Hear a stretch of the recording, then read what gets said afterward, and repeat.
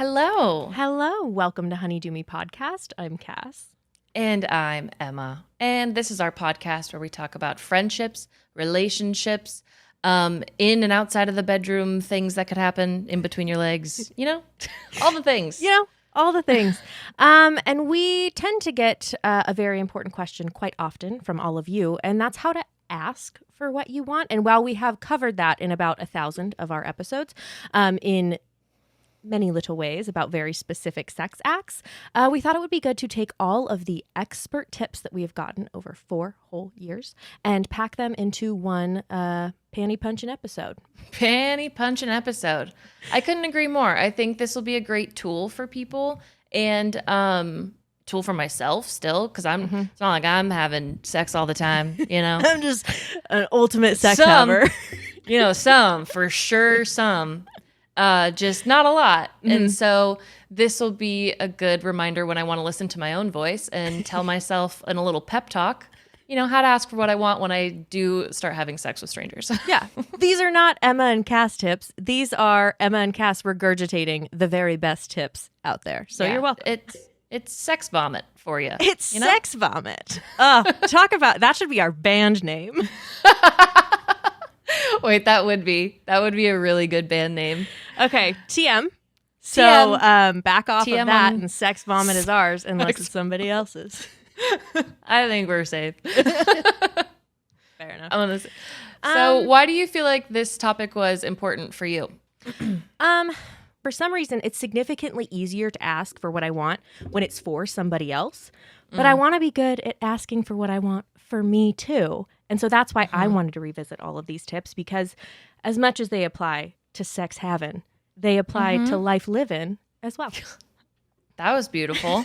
Thank you. Is that our first song? As sex vomit? Did you just write the bridge? Oh, oops. New EP dropping soon. Yeah, I think that's beautiful, and this is a great way to apply it. What about you? Why do you give a shit? Why do I give a shit? I don't. Just kidding. I was just going to say the same thing. I don't think I do. No, I think it's been a long time since I've been uncomfortable with a new partner and like a little timid to ask for what I want. I've been with boys I've started to not like anymore, so therefore saying what I want felt easier. But I think in this next chapter, I will find myself in situations where, like, advocating for my needs, I'll kind of regress back to being like, oh, you should be smaller. Like, you shouldn't ask for things. But it's always really important because the things that we're going to talk about, like, I so strongly believe in and I'm really passionate about when you and I go back and forth on. So if I ever want to, like, hear myself talk as a pep talk, I'm excited to have this in, like, one spot. Here it is, baby. For myself. Yeah. Here it is. Switch into our Delilah voice. Delilah. I would listen Probably to that bitch also for the rest of my life. Yeah. Fucking love her voice. Who doesn't? So yeah, I think that's why I'm excited about it. I love that. We're both in chapters where we need to fucking step into our power, ask for what we want, which, let's be honest, that should be every chapter that you're in. Yeah. When you said it's been a long time since you've been uncomfortable, I thought you were going to say it's been a long time since I've been undressed. And I was going to say, same. Same. Guilty as charged. I am not saying that too. Guilty as charged. But whatever. We'll have this when we need it. Yeah, somewhere way down the line when these legs are open for me. Never mind. Well, let's fucking go, man. Yeah, let's just dive right in. But let's start out with what gets in the way, because I think it's really important to establish some of those roadblocks to asking for what the fuck you want. Yeah. Well, first and foremost, you have to know what you want. What do you mean? Like, it's like when someone asks you what you want for dinner and you're like, you don't listen to me when I'm trying to tell you what I want. And it's like, okay, give me restaurants. And you're like, well, I haven't thought that far yet. It's like, okay, I can't provide if you don't supply. That's another song. Supply and demand. It is the simplest rule of economics. you know, we're in a capitalist system. Like supply, demand trickles down, you know? Whoever denied it, supplied it. I can't wait for Finance Do Me to come out. Like I we're just know. already there. But yes, Anyways. you have to first know what you want before you can ask for it. Yeah. Right? So we have some really good ways to figure out what you want.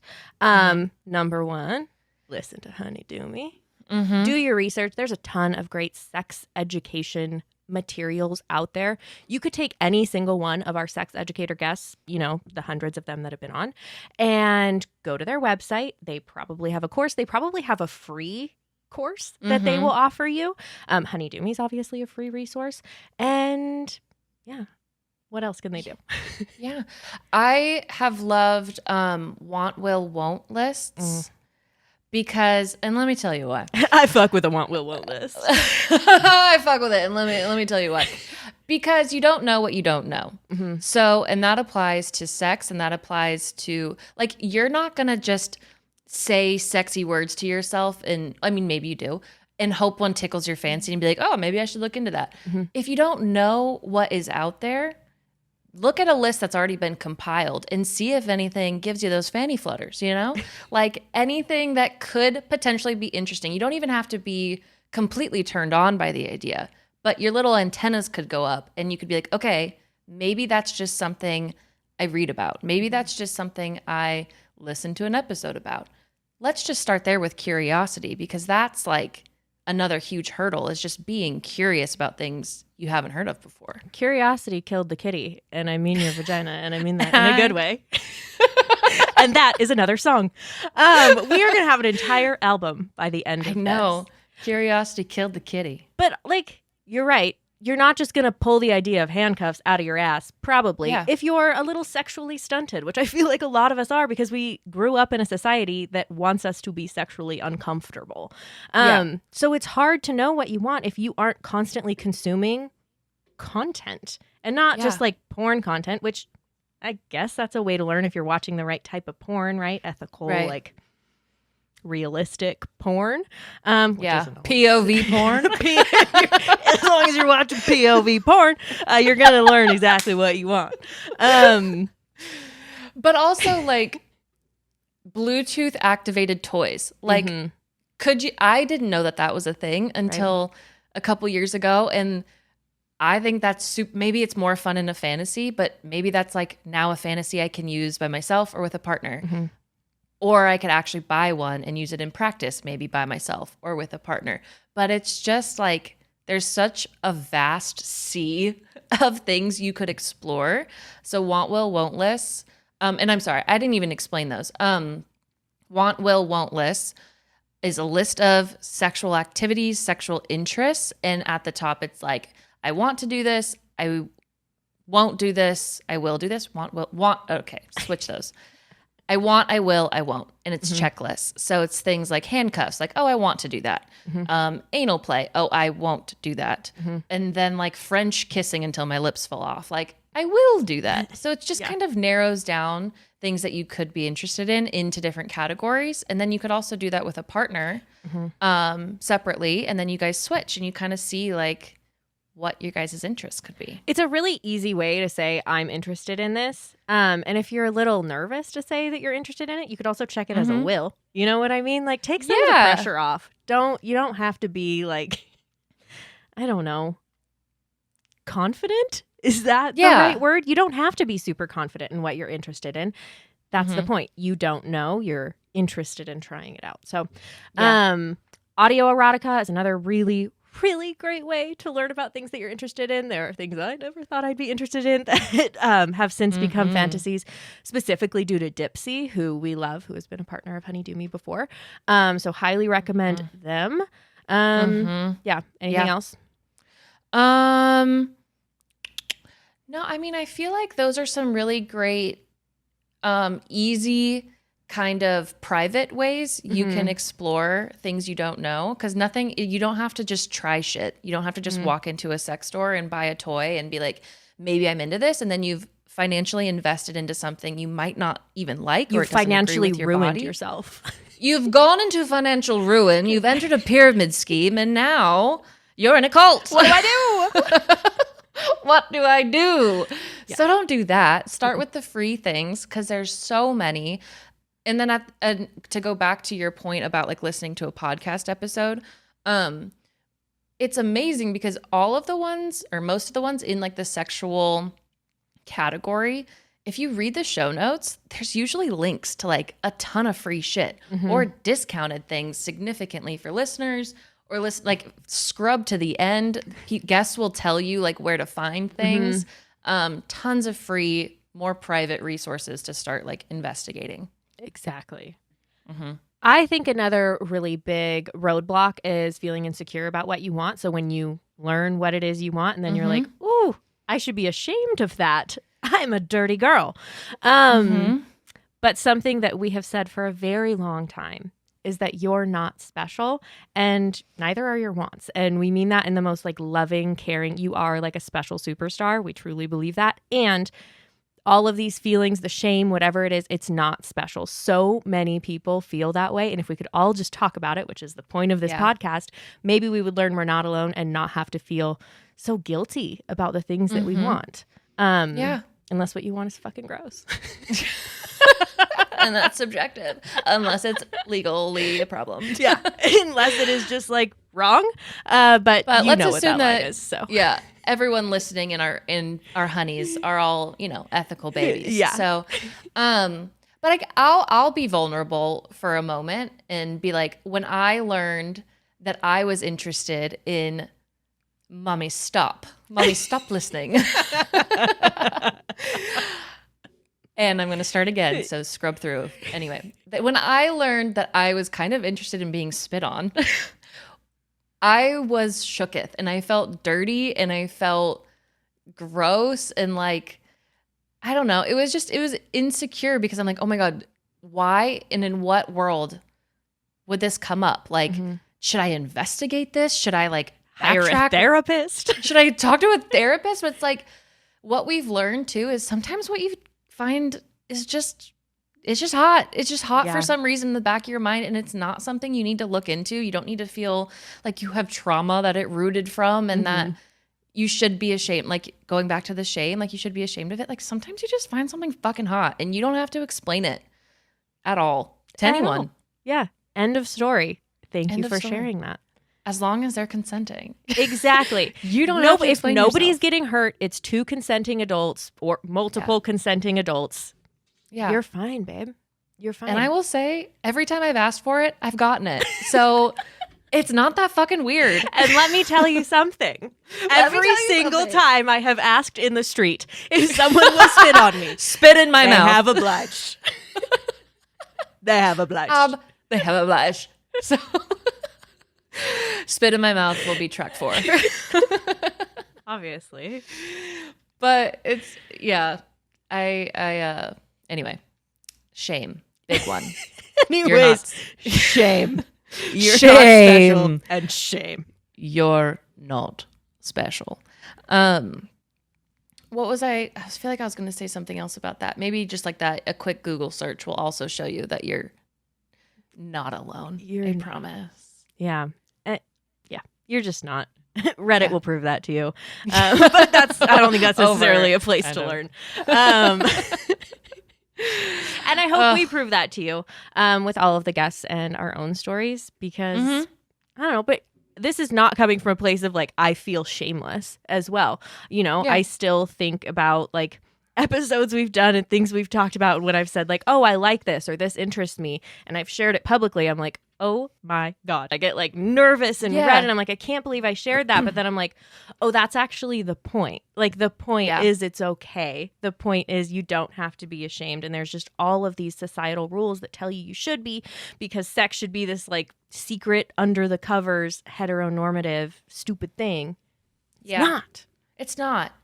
And in the same way, I would encourage you to have grace for your partner who might come to you with their own interests that they have shame around. So, I mean, we have lots of other episodes around like having these conversations and we will get into more of that. But there's also other episodes where we focus like a lot on having this conversation with your partner when like one of you feels shame, and how to just kind of have space for things that are brought to the table, because communication is invaluable in these situations. And I think it's also important to recognize that your partner may bring some things to you, and you may bring some things to your partner that are like a definite won't for you. Yeah. You know what I mean? Like they may bring something to you and you may be like, yeah, no. And you are allowed to feel that way. Yeah. But yeah, remember to be kind. How would you want somebody to react to your deepest, scariest sexual interests? That makes it sound like, I meant like you're scared. I know. But also like treating your partner like they're not special. Like while it might be news to you, it is not. I'm telling you, probably almost anything you and your little brain can come up with is not unique. So also treating your partner, even though you may have never heard that they would be interested in something like this before, but being like, okay, I know they're not special, so there's nothing wrong with them. How can I navigate this as something I might want to do, will do, or absolutely won't do? I think you can also negotiate. You know what I mean? Like if somebody comes to you and is like, I'm really interested in bondage, but that's not something that you're super interested in yet. Maybe you're a little bit, but you're just not ready to try it yet. Maybe you can listen to erotica together that has bondage in it. Maybe you could watch some porn that has bondage in it and see how that makes you feel.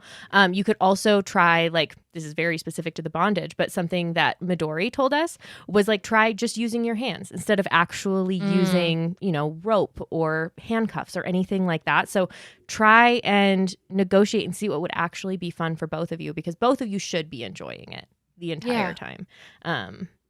Yeah, absolutely. And I mean, that kind of leads into this next part, and we can take a minor step back. But if you're not ready to negotiate quite yet, because you don't really know how to bring it to the table, or you don't know how to do the actual asking part of what you want, we're going to help you out because there's tons of tips that we can bestow. So there's a little something that Emma said that she likes to do prior to going on a date, when maybe she knows she might need to ask for what she wants. So why don't you tell us all what it is that you do? Because I've never done this, so I would love you to share this. I would also love to say that I used to do this before job interviews. As well. So in and outside the bedroom, as we always say. In and outside the bedroom. I was always in my bedroom, though. I would like to clarify. Yeah. But I used to masturbate and like have an orgasm before doing something that was like a little intimidating, because one, I think it just works on so many levels of like, one, you already just gave yourself at the animal root what you're looking for, like. Let's be real. At the root of everything is orgasm. Is orgasms. So if I'm going out on a date and I'm a little scared about like whatever, it's like, okay, but I already had an orgasm. I'm already a satisfied woman. I'm already satiated.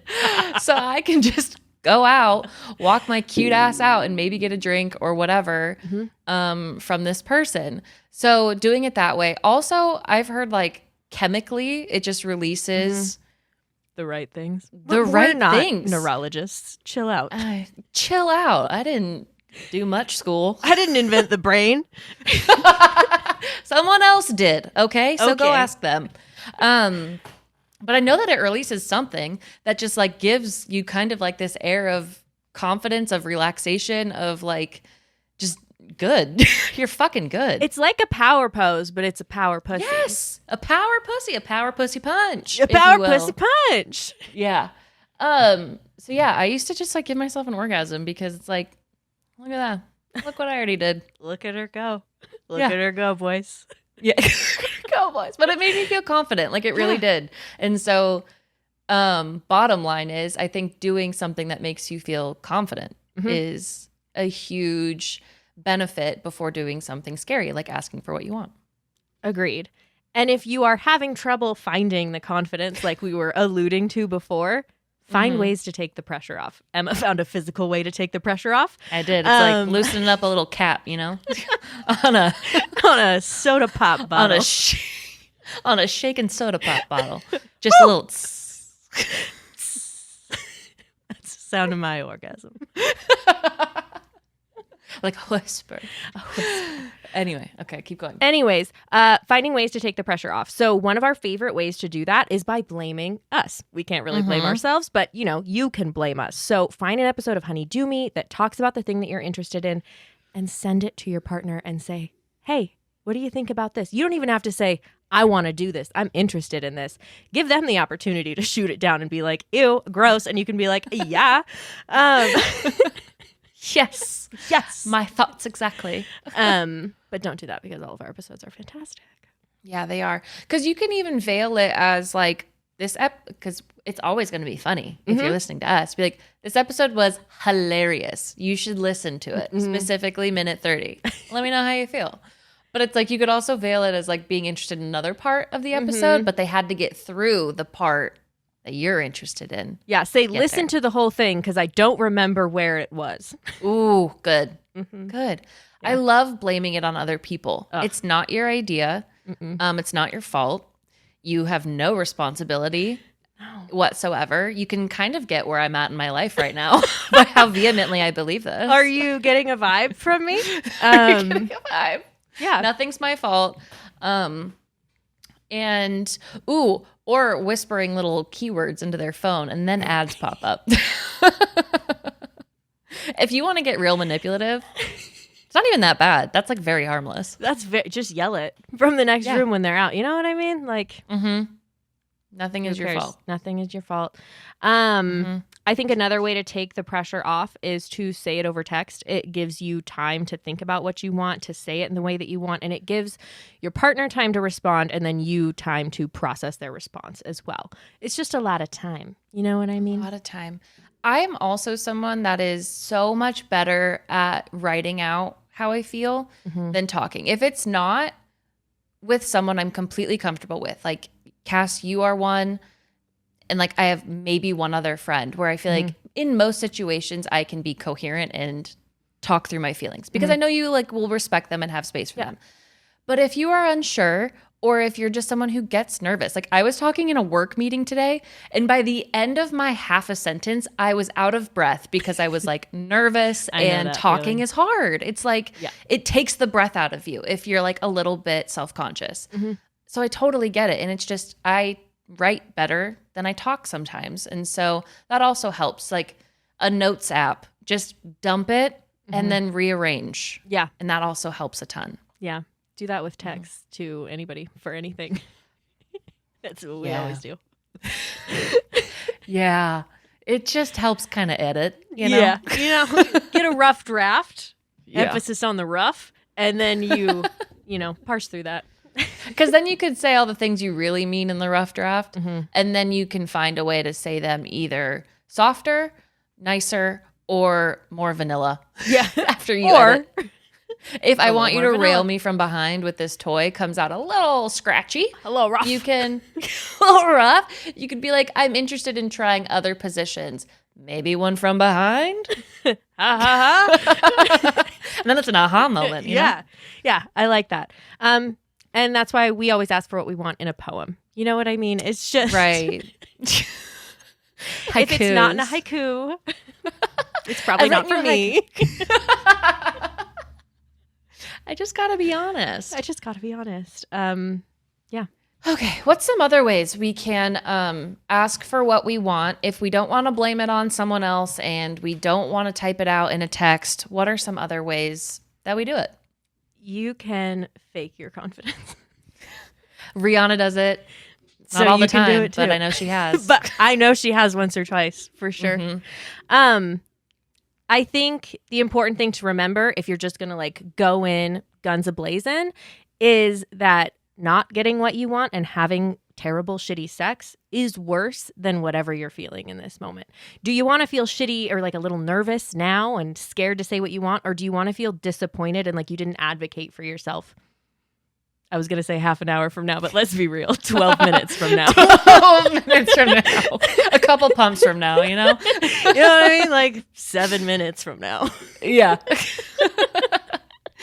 I mean, that feeling is substantially worse. And that's not something that I've learned quickly. That's something I've had to learn over time, and especially being increasingly more uncomfortable in relationships or, not getting my needs met. Like, being uncomfortable is worse. And so if I can pretend to have the confidence it takes to tell you that, like, I don't feel good, or this is what I want because this wasn't feeling great. It sucks, but like you got to do it. You have to pick your discomfort, really, because you're going to choose one of them. Which one do you want for yourself? We're actually going to talk about that in an upcoming episode. So yeah, I love that example, because no matter what, exactly, you're going to be uncomfortable. Yeah. Would you rather have someone stay because they heard you, or stick around because you're faking the wrong stuff, Yeah. Because you're pretending to be small and easy and shitty. Yeah, shitty. Yeah, shitty. Real shitty. You're acting real shitty. I wish you could see the way Cass said that, though, because you looked like a cartoon. Real shitty. Real shitty. Yeah. No, sometimes you just got to fake it. But also, if you're faking your confidence, it's also okay to not look like a stone cold bitch. Like, faking your confidence doesn't mean you have resting bitch face and that you're impenetrable. Like, you're trying to get penetrated. So it's maybe. Maybe. And so it's okay to do it in a way that feels authentic to you. You can like giggle and make a joke, like flub your way through it. You don't have to be serious. One of my favorite pieces of advice that we have ever gotten from an educator on this podcast was when we interviewed somebody about being dominant, how to be more dominant. And it was like a dungeon owner. And he was in a dungeon chair. What? He was in a dungeon chair. He was. That was a wild episode. You should hear the stuff we took out of it. Anyways, we were asking him how to stay in character, how to not laugh, how to not, smile too much, how to not break character. Yeah. And he said, "Why can't you laugh?" And I was like, holy shit, that changes everything. Because why the fuck can't you laugh? Why can't you be silly? Why can't you make a joke? If that's who you are, if that's what feels authentic to you, even if it just feels authentic in the moment because you're nervous, I think that's okay. Yeah, exactly. I'm thinking like fast forwarding to myself being with someone and being in a position where I know I need to like ask for what I want. And I can already see the way I get like really like kind of squeaky, kind of like fiddly, like I'm playing with my hands constantly and like I'm looking down. I can like see that. I've been there. I know that she's going to come back when I get back in that situation.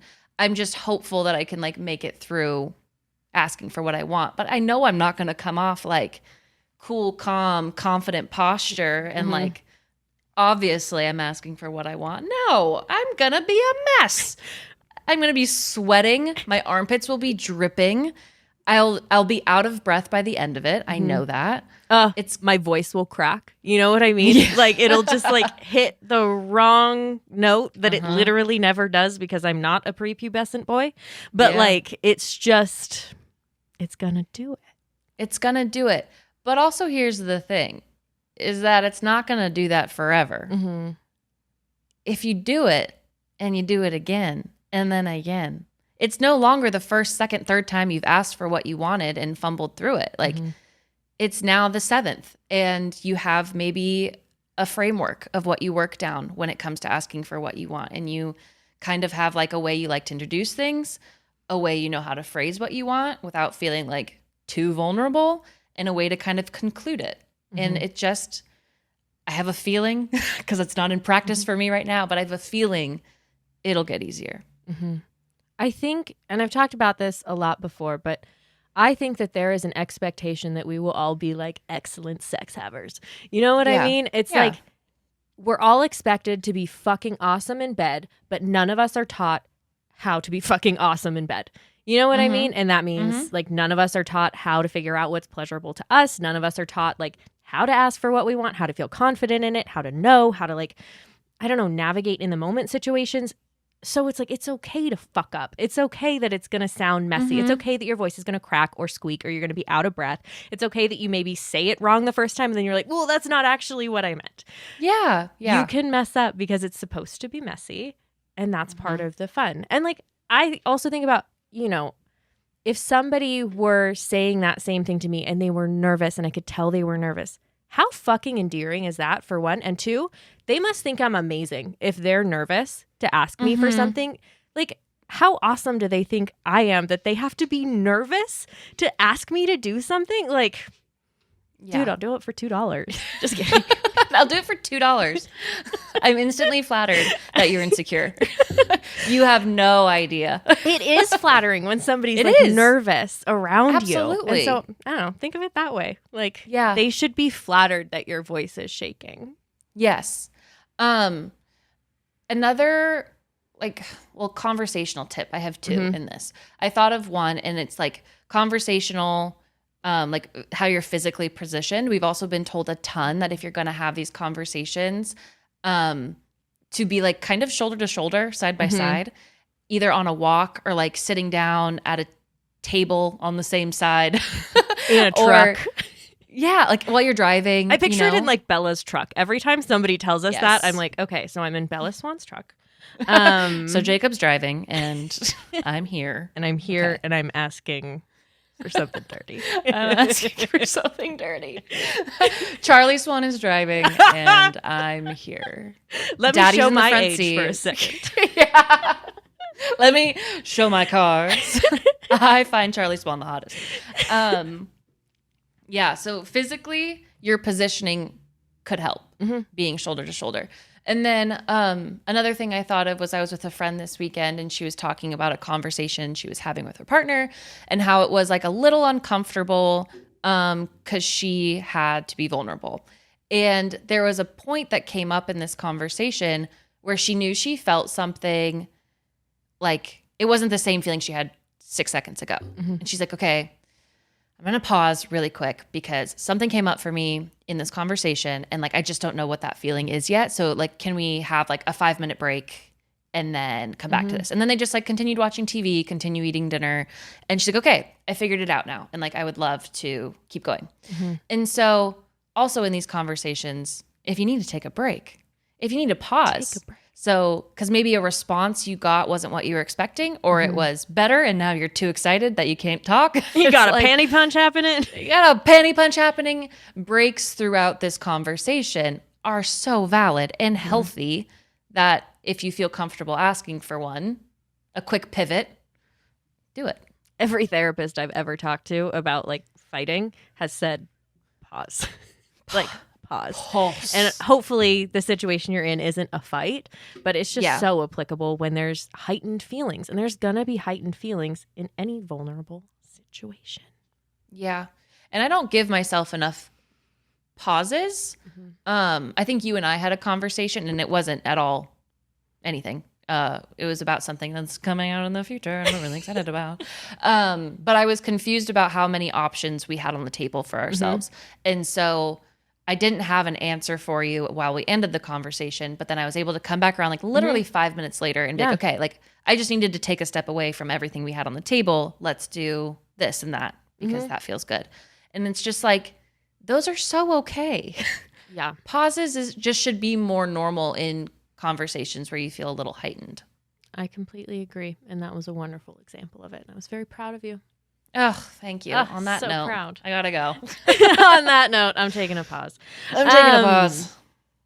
I think another thing, you know, maybe this is more of a roadblock or a fear that you have, but it is something that also happens is rejection. And your partner may reject what it is that you want to do, or you may need to reject your partner. And I feel like those conversations are just as valuable and beneficial to your relationship if you are with the right person. You know what I mean? If you're with somebody who is like, fuck you, that's disgusting. That's not valuable. That's not valuable, and neither are they. So, you know, take that all with a grain of salt. But if you are with somebody who you trust and who you know can hold you, if they say, you know what, that's not my thing, great. I just learned a little bit more about you. And maybe that's something for you to explore yourself, because sex with yourself is just as important as sex with somebody else. I don't know. So I think even if you get rejected, you're going to be okay. It says nothing about you because you're not special. You're just, a drop in the ocean. A drop in the bucket. A drop in the bucket. You're just like every other bitch out there. But you were brave enough to say what you wanted, and you learned that's not what your partner wants. Cool. Yeah. We've touched on rejection in other episodes too, and it makes so much sense to be like, rejection isn't about you, but also it really hit in one of those episodes where it literally is their preference. Cass, do you want pizza? You say no. That's not calling me ugly. That's just you don't want pizza because you're not in the mood. And so if we can apply that across, oh God, what's the corporate term for that? Cross-functionally. Then we can kind of shift our perspective on rejection. It's just another opportunity to be curious. Like you're saying, exploring that with your partner, being like, oh, okay, great. We know that now. Like, tell me more. Or like, what did that make you think of that maybe you would be interested in? Exactly. And then how can I do that myself? Because I still want to get spit on, but over here. Yeah, you can kind of go back to that negotiation that we were talking about before. Like, okay, they're not interested in like, great. Yeah. What are you interested in? Did that spark literally anything for you? Is there any rendition of that you've ever seen that you're like, maybe? Would you be open to talking about it more, to seeing if maybe you just don't know what I'm talking about? Like, right. I don't know. Get curious together. And then that cycles back to if they are open to being curious about something that is important to you or that is a turn on for you. Cycles right back to our like, okay, listen to audio erotica. Go look at another like YouTube or podcast page or listen to an episode together. There's like ways to then figure out what they're interested in. I don't know. Circles back, Yeah, it all circles back. It's a circle of freaking life, man. It really is. And we're doing just such a great job explaining that. So you're freaking welcome.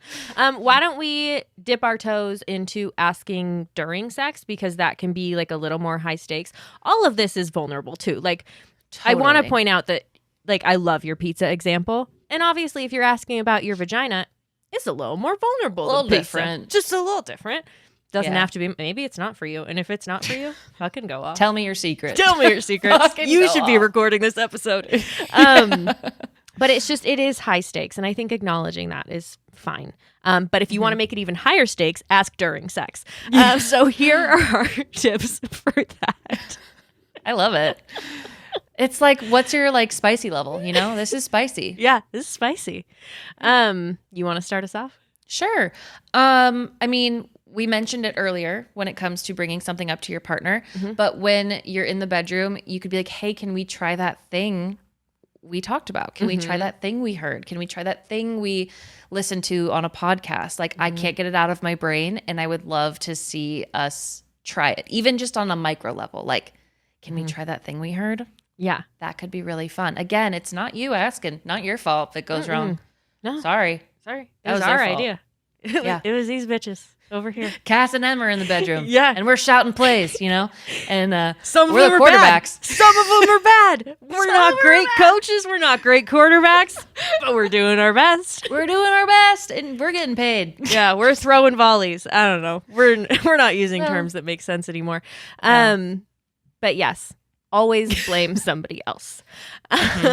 I think if you're looking for specific phrasing, you can say something like, I'm not sure I'm loving that angle. Can we try it like this? Or can you try this? It's pretty low stakes. You're not saying that they're doing a bad job. I think that's something you generally want to avoid when you're actually in the act, is saying like, stop, like that fucking sucks. Obviously say stop if you want it to stop. But if you are trying to be conscious of the other person and not, turn off the mood, be gentle. Yeah. Be gentle. Find ways to be gentle. Correct. And also, we've heard this with fetish play. So Jet Set Jasmine brought this up, but using stoplight things. Like, let's say you're trying something. You say like, hey, I would love to try this thing we heard earlier. Can we just like warm up into it? Yes. Okay. Okay. Now let's say you're going for it and it's like, how's this? Like, oh, that's still a green light. Like, I'm still enjoying what's happening. Like, okay, how about this angle? Like, that's a yellow light. So instead of saying like, no fucking stop, like that's, or what, like, of course, Yes, you can say stop. Going back to this, yellow light because we need to switch it up a little bit. And then red light, like, no, I hate this now. Like we're done. And then you kind of keep the language that might feel a little bit like mood terminating language out of the bedroom, as long as you're feeling safe.